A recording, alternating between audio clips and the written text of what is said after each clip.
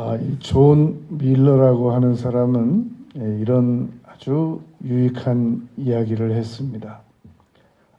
사람이 얼마나 행복할 수 있느냐 하는 것은 그 사람이 얼마나 감사 제목을 많이 가지고 있느냐에 달려 있다. 이렇게 말을 했습니다. 그러니까 우리가 감사 제목이 없거나 부족한 사람은 역시 행복할 수도 없거나 부족하다라는 얘기가 됩니다. 오늘 우리는 나는 왜 감사가 잘 안 될까 하고 싶은데 이 원인을 5가지를 생각을 해보겠습니다. 성경적인 근거를 가지고 나는 왜 정말 나 감사하고 싶은데 감사가 이렇게 어렵고 안 되는 이유가 무엇인가, 이 부분을 우리가 생각을 해보겠습니다. 첫째는 기억에 의한 이 감사 제목을 찾아 나가려는 노력을 안 하기 때문입니다.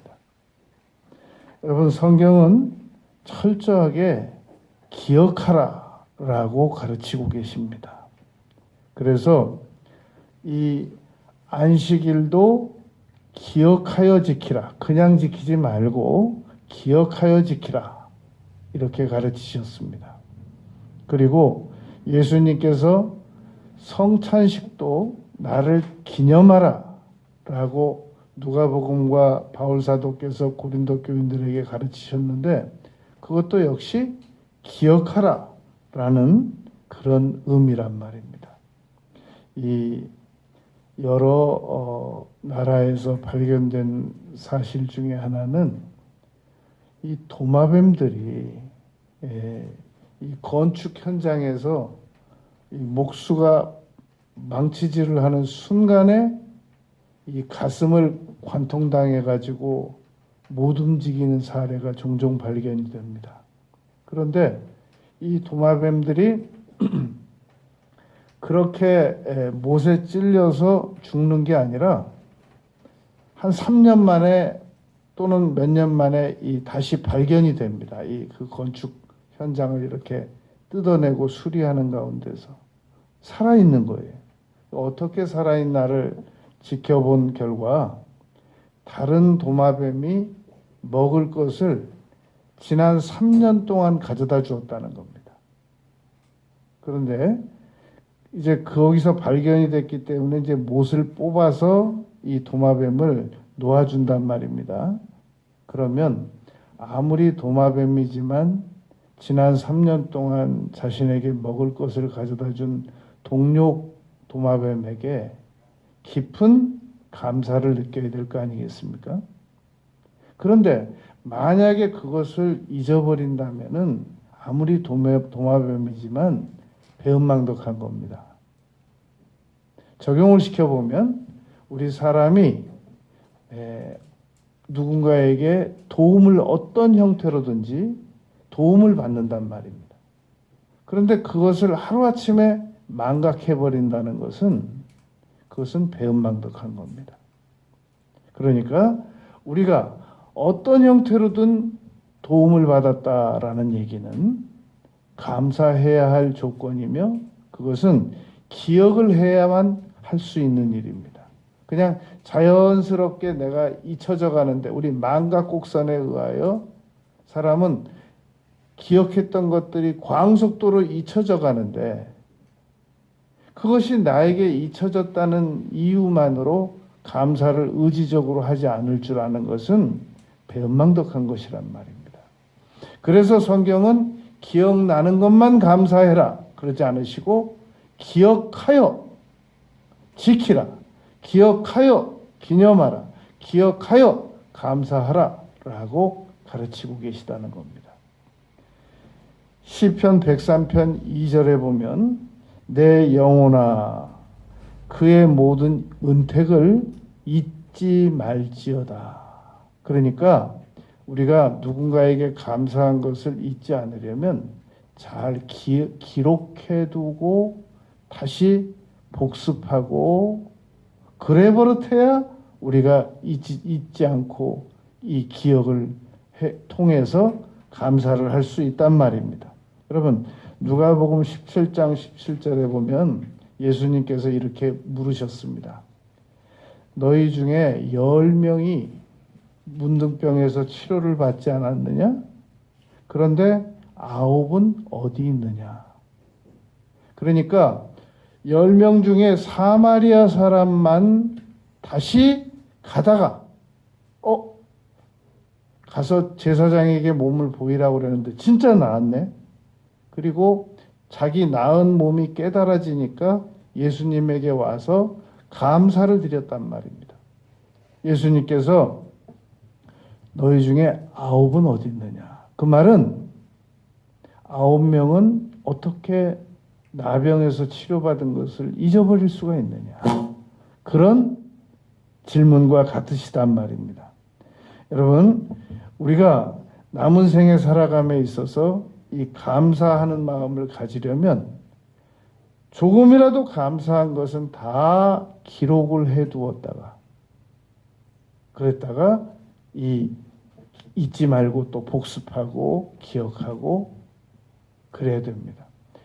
여러분들께서 잘 아시는 이 황성주 이롬 대표, 황성주 생식, 황성주 의사, 황성주 목사 안수도 받았어요.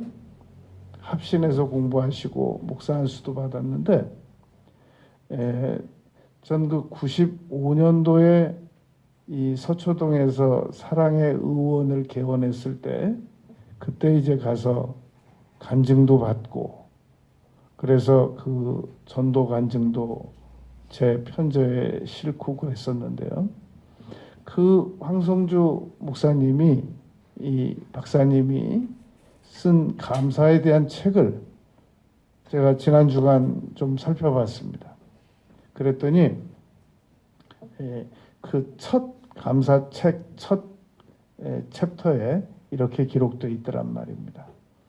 하와이에 가서 3개월 동안 있다 와야 되는데 어머니가 그만 사시겠다고 한대요. 편찮으시고 그리고 나 이제 빨리 세상 떠나도록 기도 좀 해달라 주변에 다 그렇게 이야기를 하더랍니다.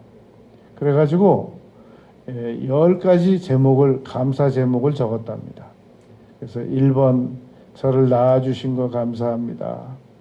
2번 사랑으로 보살펴 주셔서 감사합니다. 3번 기도해 주신 거 감사합니다. 어머니의 살아계심은 저의 기쁨입니다. 그래가지고 이걸 판넬로 만들어가지고 병상에다가 이렇게 누워서 보실 수 있도록 이렇게 세워놓고 그리고 이 부부가 하와이로 떠났답니다. 3개월 있다 돌아와 봤더니 회춘하셔가지고 흰머리 속에 막 검은 머리가 나고 건강해가지고 돌아다니고 계시더래요. 빨리 나 좀 하나님께서 데려가시도록 이렇게 불러달라고 기도 좀 해달라고 요청하던 어머니가 건강해지셨다는 겁니다. 여러분, 감사는 죽어가는 사람도 살립니다. 그러니까 감사는 하나님께서 분명히 감동받으실 수밖에 없는 일인데 우리가 이 감사를 잊는단 말입니다. 감사한 사실이 없었던 것이 아니라 잊어버린단 말입니다. 그러니까 성경에서는 그 감사에 대해서 기억하라라고 가르치고 계시다는 겁니다. 그런데 우리가 기억을 안 해버릇하고 노력을 덜 하기 때문에 감사가 안 되는 겁니다. 나에게는 감사했던 일이 없어서 감사를 안 하는 게 아니라 기억할 줄 아는 이 노력과 부지런함이 없이 기억하려고 하는 일에 게으름 때문에 우리가 감사를 안 하고 살고 덜 하고 살고 있다는 겁니다. 두 번째 우리가 감사를 안 하게 되는 이유는 교만해서 그렇습니다. 이게 뭐가 감사하냐? 이 정도는 누구한테나 다 있는 일이지. 이게 뭐가 감사하냐? 이런 당연지심 때문에 우리가 감사를 안 하게 된단 말입니다. 여러분이 공산주의자 사고는 두 가지의 단어를 거의 사용 안 하는 것을 발견했다는 겁니다.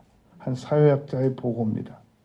이 사람들은 사랑한다는 것을 사치로 알고요. 또 하나는 감사라는 단어가 없다는 겁니다.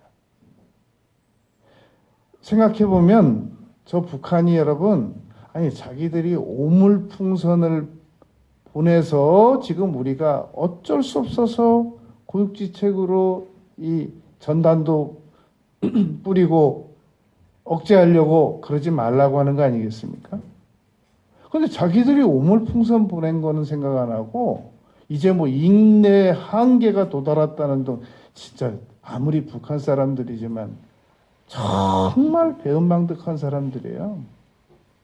저 사람들 우리가 지금 이거 다 거꾸로 따져보면 세상에 헬기 폭발시켜가지고 몇백 명을 공중에서 죽이고 강릉에서 비행기 납치해가지고 가서 그 스튜어디스 지금 거기서 강제 결혼시켜가지고 엄마가 가보니까 그 예쁘던 그 미모의 23살 먹은 딸이 거기 북한에 가서 어떤 남자 하나 만나고 애 둘 낳아가지고 엄마 나 성이야 그러는데 그 엄마가 정말 기가 막히겠더라고요. 그런 일들 저 막 금강산 보러 간 사람 총으로 쏴서 죽인 거. 그러니까 저 친구들은 완전 악질 조폭도 저런 조폭들이 없는 거예요. 그렇게 감사할 줄 모르는 그런 우리 아무리 같은 민족이지만 그런 사람들이란 말입니다. 여러분 그런데 이게 지금 남의 말할 때가 아니고요. 우리도 사람만 안 죽였지 1년 내내 감사 한 번도 안 하고 왜 더 안 주냐 라고 생각하고 살아간다면 그것은 곧 공산주의 사고나 우리 사고나 다를 바가 없어요. 그 사람들은 사람을 죽인 것과 우리는 사람을 안 죽인 차이지 어차피 감사 안 하는 생각으로 살아가는 것은 마찬가지란 말입니다. 그러니까 이 극단적인 교만한 생각을 가진 사람들은 감사 안 합니다. 못해요. 할 수가 없어요. 이 골로새서 4장 2절에 보면 기도를 계속하고 기도에 감사함으로 깨어 있으라 그럽니다. 왜냐하면 여러분 우리가 기도를 통해서 이 강팍한 마음, 교만한 마음을 다 걷어내야만 감사가 되는 거지.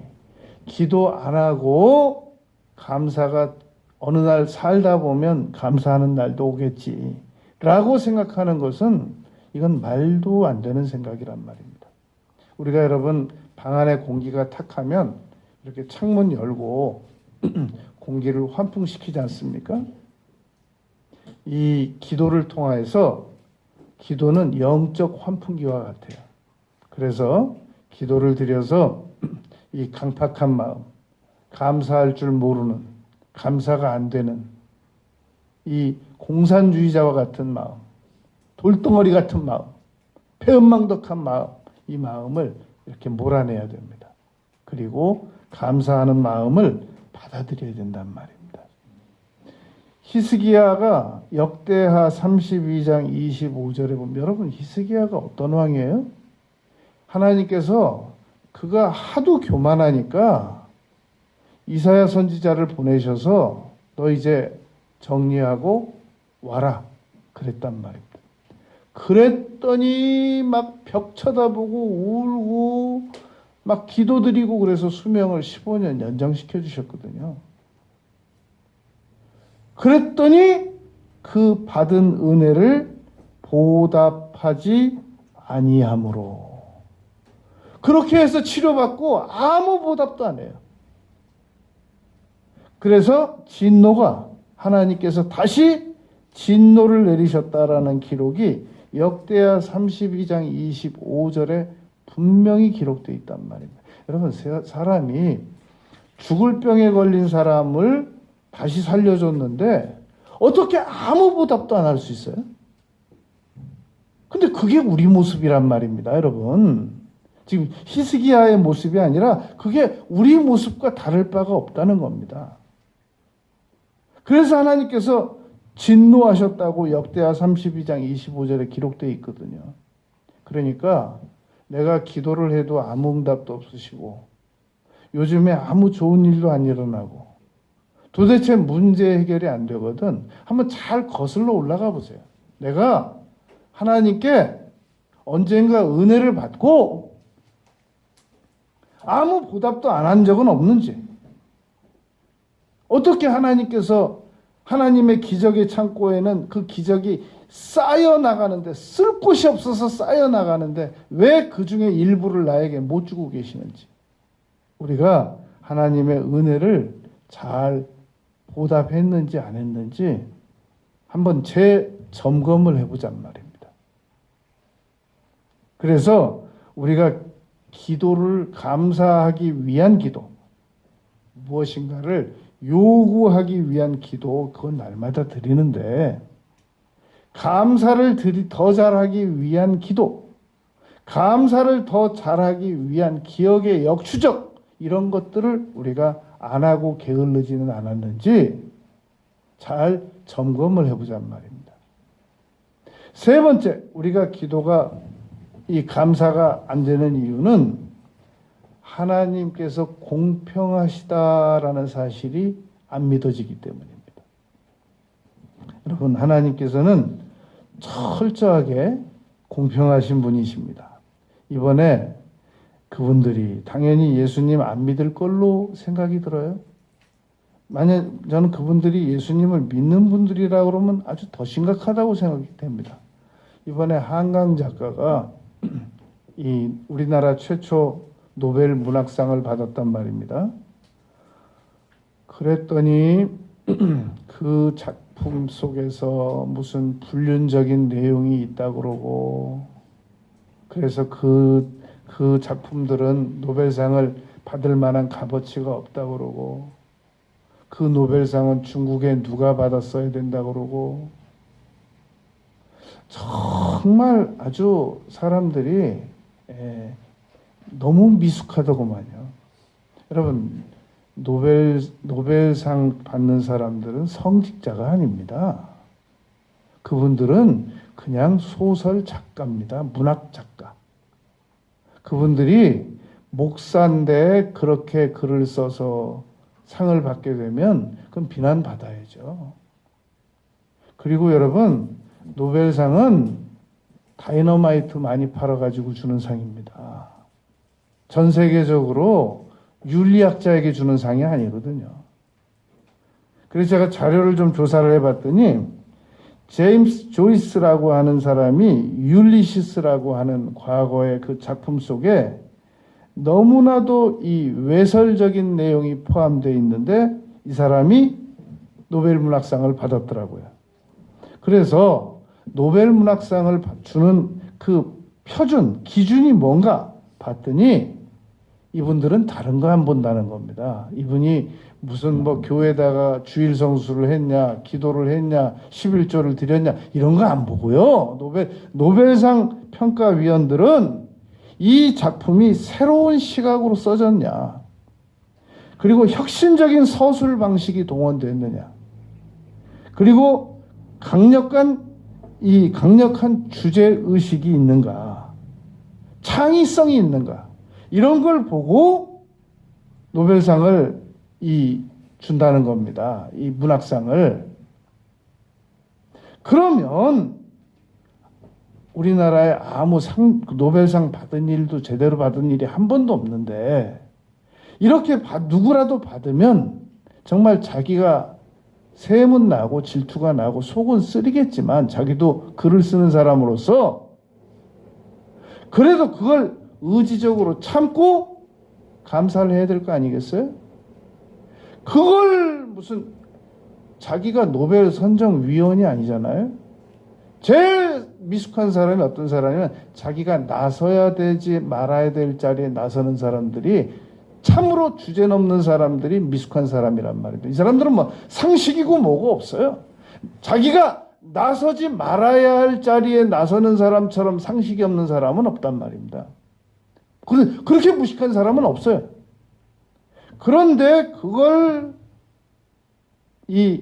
나서서 노벨상을 주지 말아야 된다. 나쁜 사람들이죠. 그런데 그 핵심적 심리에는 어떤 심리가 있을까? 제가 심리학을 공부한 사람으로서 한번 지난 한 주간 동안 생각을 해봤습니다. 그랬더니 이 사람들은 공평하지 못하다라는 생각을 가지고 살아가는 사람들이겠구나 라고 생각해서 한편 이해가 좀 나아졌습니다.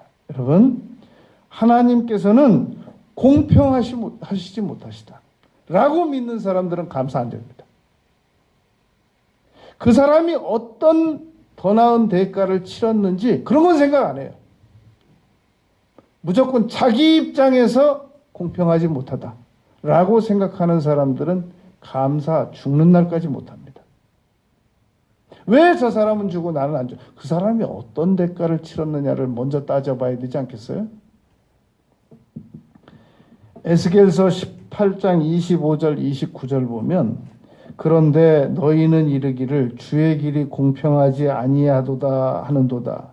이스라엘 족속들아 들을지어다. 내 길이 어찌 공평하지 아니하냐. 너의 길이 공평하지 않다. 내가 보니까 네가 공평하지 않다. 너의 그 생각이, 사고가 공평하지 않다. 나는 공평하다. 나는 공평한 하나님이다. 라고 에스겔서 18장 25절 29절에서 말씀했습니다. 그러므로 여러분, 감사는 골로새서 2장 7절 말씀처럼 믿음에 굳게 서서 감사함을 넘치게 하라고 합니다. 믿음에 서지 않으면 감사는 안 됩니다. 무엇을 믿어야 되느냐? 하나님은 공평하신 분이시다 라는 것이 믿어져야 그 다음에 감사가 이루어지는 겁니다.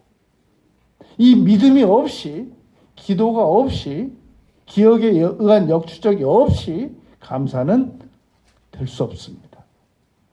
여러분, 최소한 사칙연사는 배워야 그 다음에 인수분해를 하러 나가는 거 아니겠어요? 기초가 전혀 없는 사람이 어떻게 다음 단계로 나갈 수가 있겠습니까? 그러니까 감사하려면 믿음이 있어야 됩니다. 많은 여러 가지를 믿어야 되겠지만 구원에 대한 믿음, 치유에 대한 믿음, 은혜에 대한 믿음, 여러 가지가 있어야 되겠지만 하나님은 공평하시다. 여러분, 송명희 시인 그 보세요. 온 사지가 뒤틀려가지고 말 한마디 하려면 얼마나 어렵게 하는 그 딸이 공평하신 하나님이라는 글을 썼잖아요. 공평하신 하나님이시라는 시를 썼지 않습니까? 그러니까 언제든지 여러분 공평하다는 사실이 믿어져야 됩니다. 하나님께서 저분에게 저렇게 많은 복을 주시고 나에게는 상대적으로 덜 주신다는 것은 저분이 그만큼 많은 노력을 했겠구나. 나 모르는 무슨 희생의 대가를 치렀겠구나. 믿어야 됩니다. 네 번째, 왜 우리가 감사가 안 되느냐? 지금만큼만 감사하면 되는데 이 단계에서 다음에 뭐 주시면 내가 감사하겠습니다라고 조건부적 태도를 가지고 있어서 그렇습니다. 지금까지는 감사하죠. 그런데 여기서 요 다음번에 요것만 주시면, 요 다음번에 이것만 해결해 주시면, 여기서 지금 상황에서 내가 다 감사하죠. 지금까지 내가 감사 안 하면 내가 사람입니까? 나도 양심이 있는 사람입니다. 감사합니다. 그런데 어떻게 하면 감사를 더 잘하냐면 이것만 해결해 주시면 내가 감사하려고 합니다. 라는 조건부적 태도를 가지고 있기 때문에 감사가 안 되거나 덜 된단 말입니다. 여러분, 제가 지난 주간에 이런 생각을 해봤어요. 왜 옛날에 인터넷도 없고 번역 서적도 없고 자료도 없고 과학도 발전되지 않았는데 소크라테스, 플라톤, 아우구스티누스, 아브라함부터 시작해서 성경의 모든 인물들, 사도들, 위대한 사도들 다 옛날에 아무 정보도 없고 아무 인터넷도 없고 아무 과학 발전도 없을 때 나타난 분들이란 말입니다.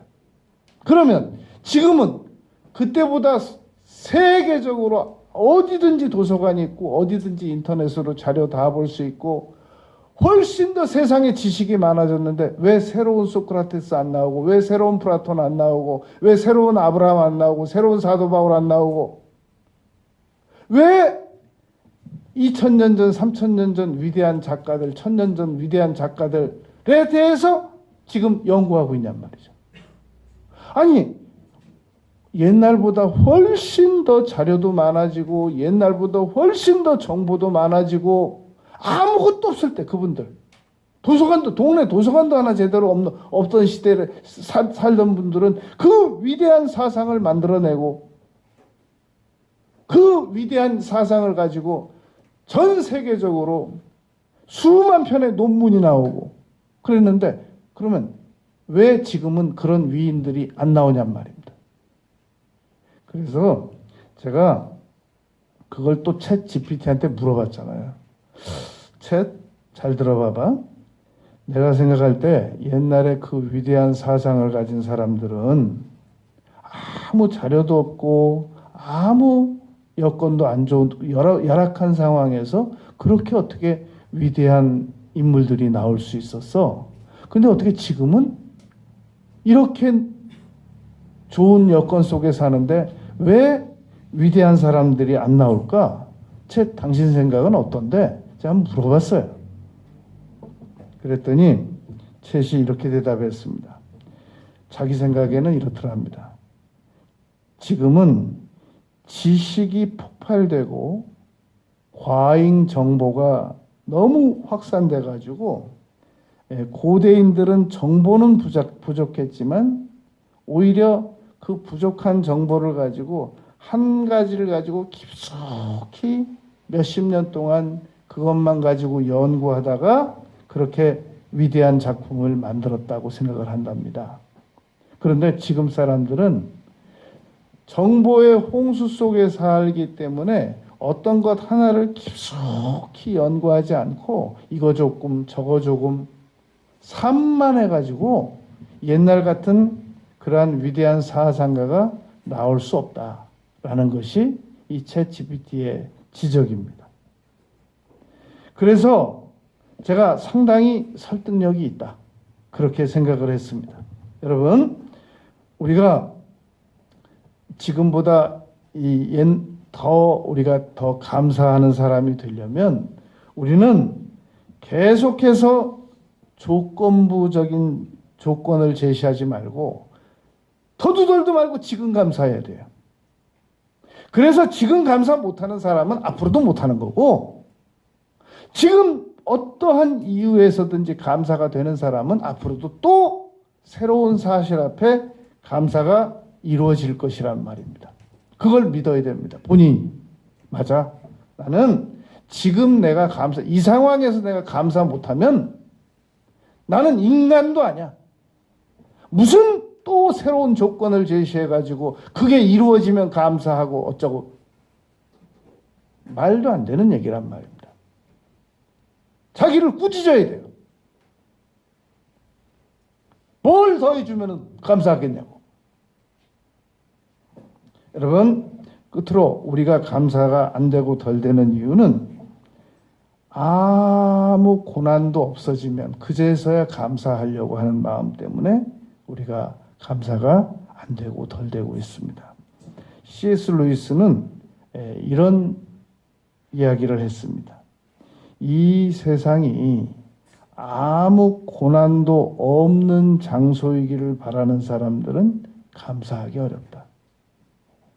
그러나 이 세상은 잠깐 있다가 가는 곳이고 이 세상은 우리의 훈련 장소이고 연단받는 장소라고 생각을 하면 훨씬 더 감사하기가 좋을 것이다.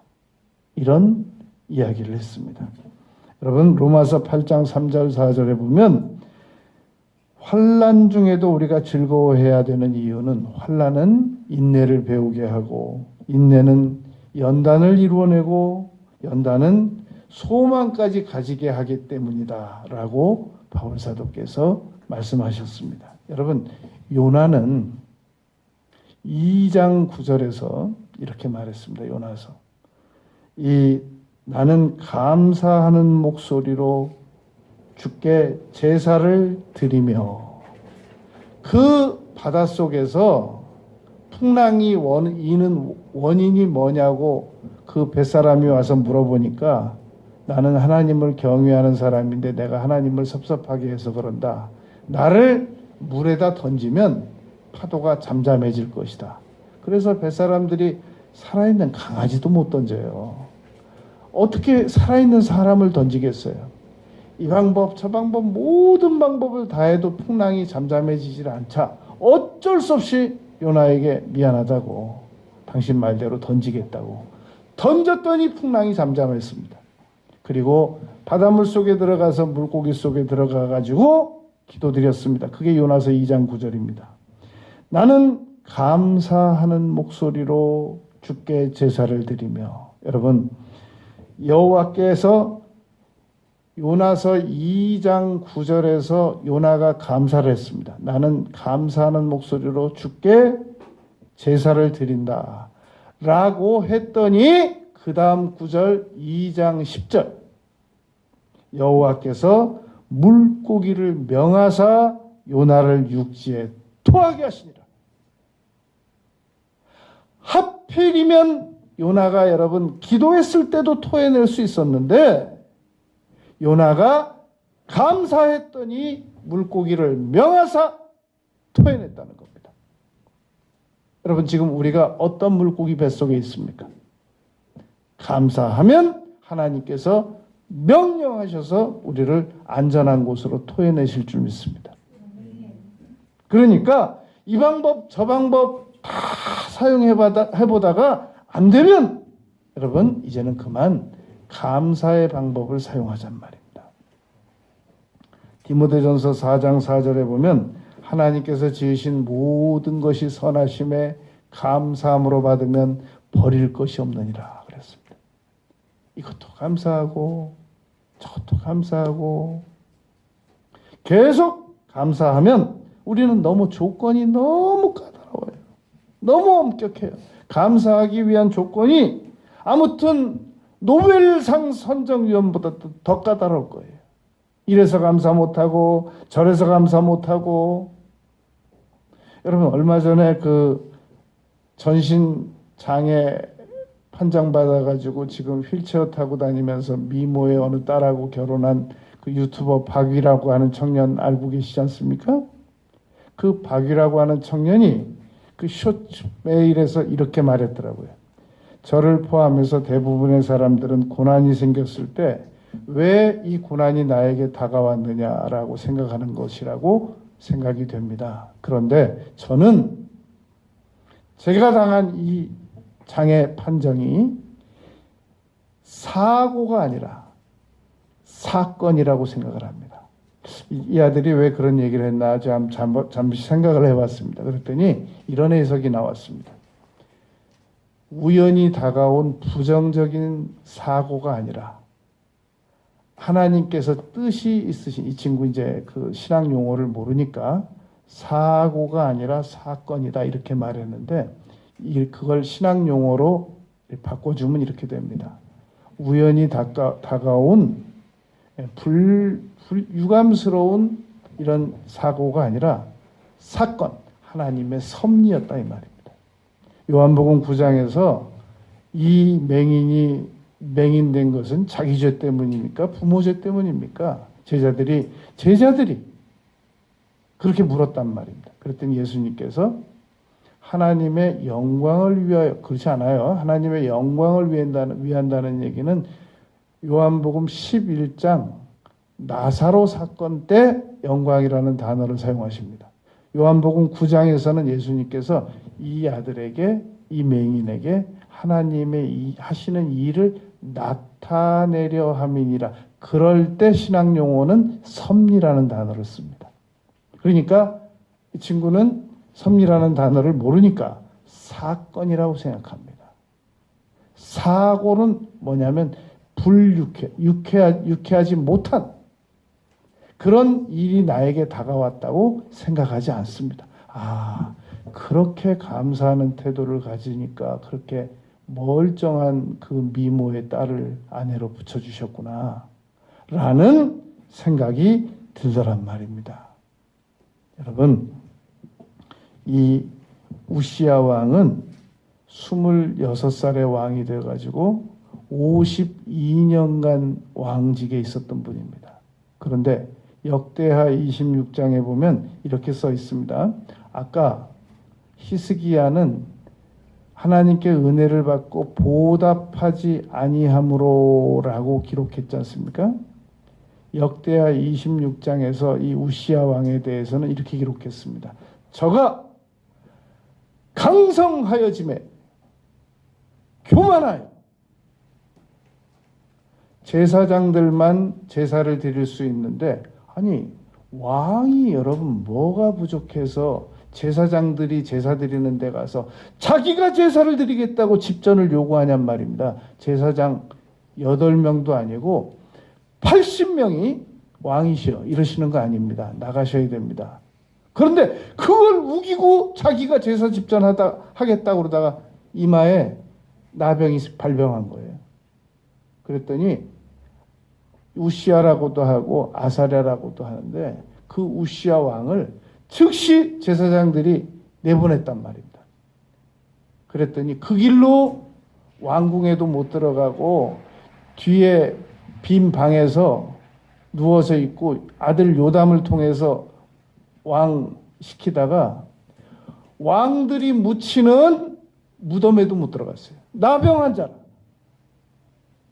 왜 그런 교만한 일을 안 해도 되는 그런 교만한 일을 하다가 왜 나병이 걸려가지고 왕의 신분으로 끝나지 않고 나병의 신분으로 끝나냔 말입니다. 여러분, 제가 자주 드리는 말입니다. 어디서 시작되느냐는 건 내 책임이 아니란 말이죠.